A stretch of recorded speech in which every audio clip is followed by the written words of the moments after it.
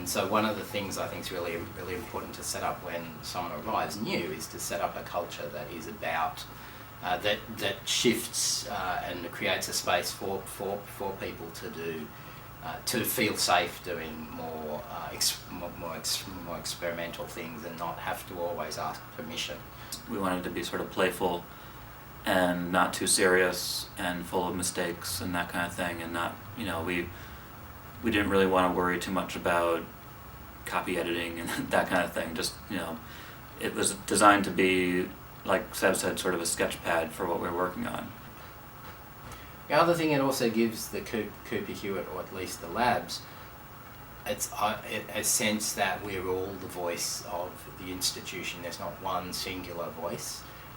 and that we can experiment with tone. It's more about tone than a voice, and so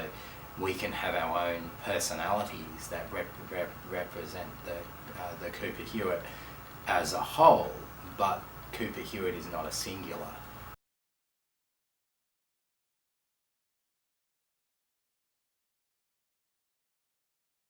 The model of exhibits are finished and exhibits are perfect, which really stems also from that sort of idea of academic scholarship within museums and publishing, this old publishing model where it goes to press when it's right.